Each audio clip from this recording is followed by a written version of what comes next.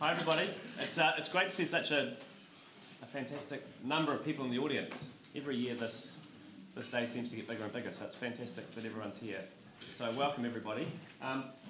Michelle and I are just going to talk over 2 or 3 slides about our experience with injectables, which is quite small but maybe slightly larger than other parts of the country. And I thought first I'd just ask, are there other clinics around the country that have people... Excuse me. I need to put a microphone Totally. on you if you're not going to stand in front of that. So just Totally. take that. Are there other clinics that have...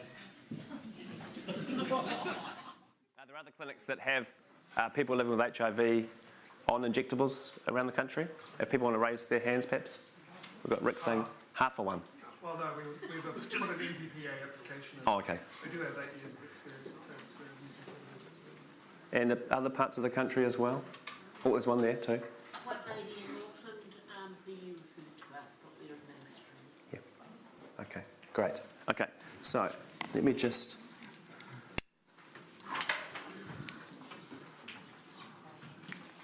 Here.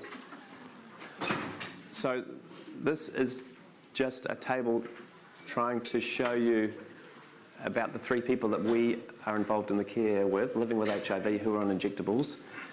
And you can see the various columns there. The first column, and I'll let you read through these, but I'll just describe things as we go through. The first column shows you the issues and challenges that the 3 people had with oral medication. You can then see that these people are young. They've had HIV infection for some time. One of them had some baseline ART resistance. Their initial NPPA application, so an NPPA application is an application to Pharmac where we ask Pharmac if they will fund the injectable medication, and we have to make an initial application and then every 6 months apply for a renewal application. So for each of these 3 people, the initial application and the first renewal application was accepted, and I'll show you on the next slide some slightly concerning features to one of the renewal application feedback from Pharmac. And you can see there that the 3 people have been on injectables for 10 months, 8 months and 7 months. All of them had a somewhat low CD4 count when we started. These are the viral loads in this column before the people started injectables, and these are since they've been on injectables. And you can see that for the 3 people, they've had a very good response. Yeah?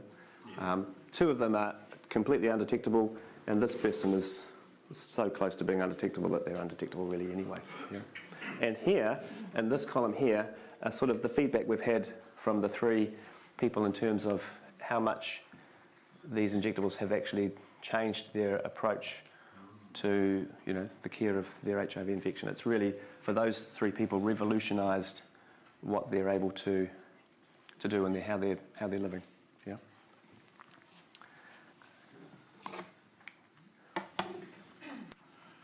I'm sorry, this is perhaps a bit small, but the first part up there and the second part are 2 separate replies from Pharmac in terms of the renewal. So every 6 months we're putting in a renewal application for continued funding for the injectable. The first one you can see there, they seem to be suggesting it's fine if you just give us some more information, it's likely that we'll renew it again in the future. Well, that's the vibe you get from reading that. The vibe from the second one isn't anywhere near as good. You can see here, please note that a renewal application is not expected as the total duration of funding is limited to 52 weeks. So that particular person has already used up their 52 weeks because they've had their initial 6 months and this is their second 6 months. If further funding is required, we will need to undertake further assessments. So it's somewhat concerning that Pharmac aren't keen to continue to prescribe these medications. Hello? What is the cost, please? Sure, the cost is approximately, I don't know the actual cost, but the cost is approximately $30,000 a year. So it is significantly more expensive than tablet medication. To give the audience an idea, our clinic would look after 1,200 people living with HIV infection, so 1,200 people. So of those 1,200 people, we have 3 on injectables. So it's certainly a very small proportion of the clinic that we have been able to get onto injectables so far. That's really where I'm going to finish, and Michelle is going to come up. Michelle is one of our, well, she's a nurse practitioner. She's our only nurse practitioner, and she works with our community HIV team, and she's just going to talk through some of the issues. It's just that big button there to go next. She's going to talk through some of the issues in terms of supplying the injectables to the patients. Thank you. I'm sort of talking from a nursing perspective for those that are looking at doing this, things to consider. So the injectables are stored in the fridge. No, I'll stay here. Stay here so I can see everyone. Thanks. In our outpatient clinic, we don't have a fridge that we can store things in. So if I know someone's coming in on the Wednesday, I get the prescription on the Monday, give it to our wonderful pharmacist who then makes sure it's in the fridge. Then I have to stand in and go to the pharmacy and get the package, which they can never find because they don't know what they're looking for. So it takes time. So our pharmacists are wonderful and now going to pick that up for us. Then we are hoping that the person will turn up because once it's removed from the fridge, we cannot return it to the fridge. And so if that person then doesn't turn up, and this person might be coming at 11 o'clock, so at the beginning I've got it at 9 o'clock before my clinic, so it's nicely warmed at room temperature, and in particular it's the rilpivirine that can't be returned to the fridge. But we can, it can be sitting there for 6 hours in my clinic room unless I draw it up, and then it is it's up for 2 hours, but I never draw it until I know the person is going to be there.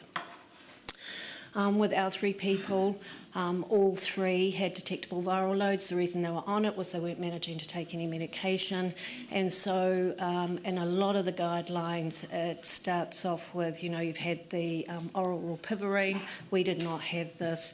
So we did the San Francisco, we followed the Ward 86 San Francisco protocol, so with people and their guidelines. So for people that started this with CD4s with viral loads over 200 copies, we did 4 weekly dosing, which we sort of didn't take into consideration when we ordered 6 of these, thinking that was going to take us, they were going to be 2 monthly each.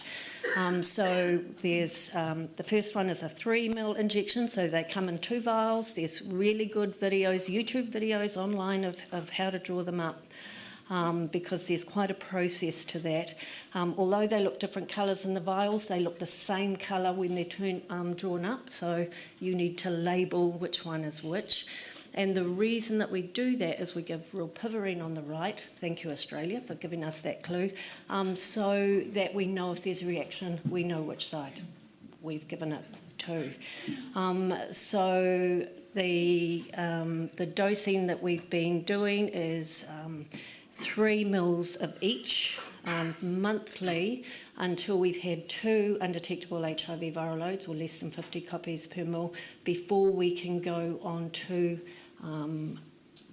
8 weekly cycles. So once the initial dose is 3 mils per injection, and then when we're monthly it's 2 mils per injection until we're about to go into 8 weekly, and then it goes to 3 mils again. They're given into the bottom. There's an option of ventrogluteal or dorsogluteal, so around here or sort of around here. We tend to give it dorso here because that is what we're experienced at giving. And I figure my patients won't be giving injections that I'm experienced at giving. They wait for 20 minutes after the first 2 and then 10 minutes after each one. One of the other things that I read in the small print was if their BMI is over 30, you need to consider using 2-inch needles. The needles that come with the packs are 1.5 inches. I have no access to 2-inch needles in Auckland City Hospital. When you look at the size of our population and some of the IM injections we get, that astounds me. But at this stage there's none, so I was on to my friends that give me all the information, and they were able to say at this stage there doesn't seem to be a big difference. It's negligible with BMIs over 30 and below 40. We give ice cold spray before the IM injection. We advise people to take oral analgesia or pain relief prior to the appointment. Whether it makes a difference or not, we can't really say. And before they leave the clinic, we book in the next time and appointment, so it's in their diary, and I make sure it's in our scheduler. So it doesn't get put off, like our 6 monthly appointments and our 9 monthly. We don't want these put off. Some of the reactions that the rivaroxaban seems to be more painful. They become less painful with each injection. We have one complaint of dizziness and fatigue and headaches. After the first injection, that settles down. People sort of find their own ways of managing that pain. When you read some literature, it says don't sit for long periods, and then it says but don't exercise, so don't rub it. Some analgesia can work and help. One of our people found stretching useful, and one found swimming really useful. So that's the end of it.